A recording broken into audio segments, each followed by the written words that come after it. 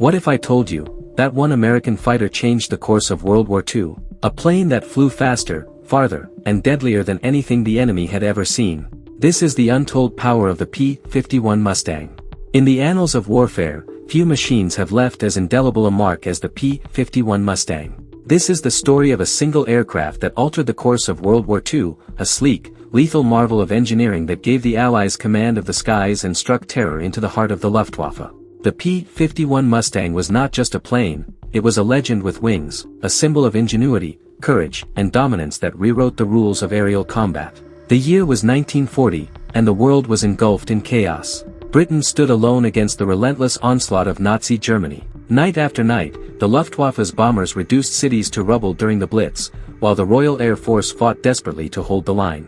Outmatched and outnumbered, Britain needed a new fighter, one that could outmaneuver, outrun, and outfight the German Messerschmitts and Focke-Wulfs dominating Europe's skies. Across the Atlantic, the United States, still neutral, held the key to this desperate need. The British turned to a small American company, North American Aviation, with an audacious challenge: design a new fighter from scratch, and do it fast. In an extraordinary feat of engineering, North American Aviation delivered. In just 117 days, their team produced the NA-73X, the prototype that would become the P-51 Mustang. This was no ordinary aircraft. Its sleek fuselage cut through the air with minimal drag, thanks to a revolutionary laminar flow wing design. The cockpit offered pilots unmatched visibility, and the airframe was lightweight yet robust, a perfect balance of form and function.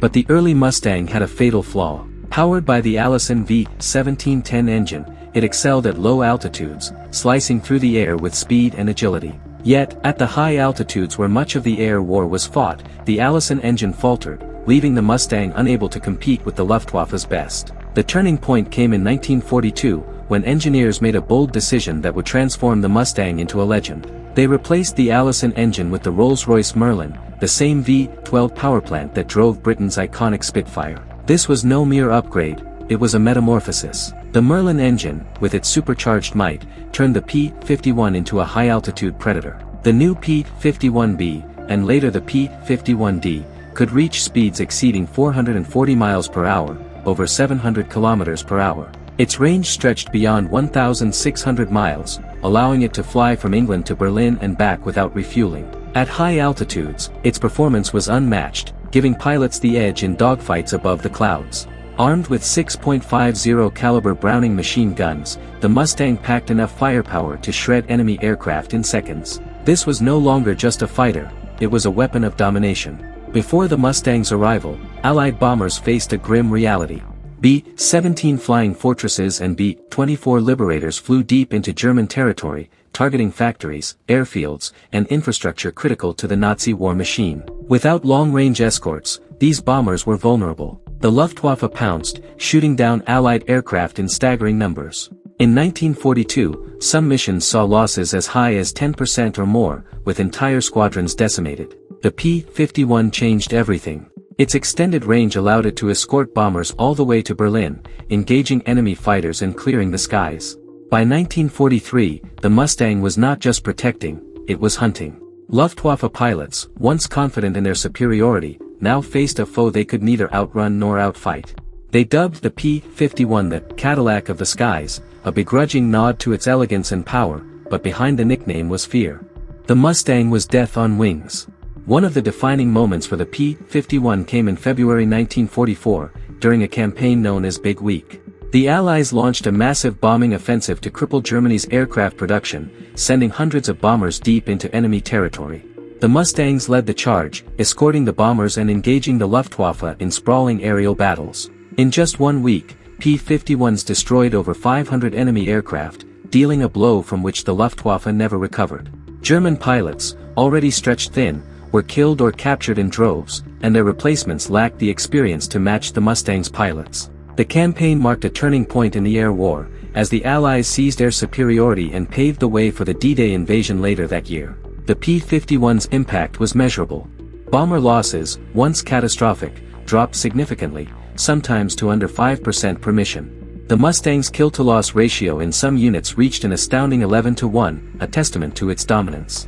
The Mustang's success was not just about the machine, it was about the men who flew it.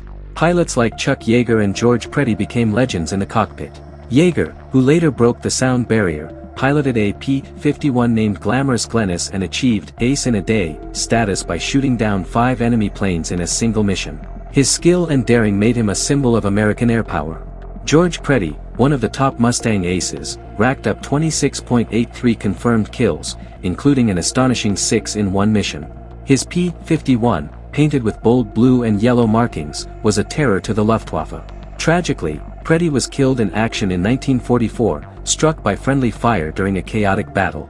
Yet his legacy, like Yeager's, endures as a testament to the courage and skill of Mustang pilots. These men pushed the P-51 to its limits, diving into dogfights, navigating flak-filled skies, and facing odds that would break lesser souls. To understand the Mustang's impact, consider its strategic contributions. Its 1,600-mile range was a game-changer, enabling the Allies to strike targets deep in Germany, factories, oil refineries, and rail hubs that were previously out of reach. Without the Mustang, these missions would have been suicide runs, with bombers exposed to relentless attacks. The P-51's versatility was equally remarkable. Beyond escort duties, it excelled in ground attack, strafing enemy airfields and supply lines. It conducted reconnaissance missions, gathering critical intelligence. It even took on dive bombing roles, proving its adaptability in any combat scenario. This Swiss Army knife of the skies was a force multiplier, amplifying the Allies' ability to wage war on multiple fronts. The Mustang's psychological impact was profound.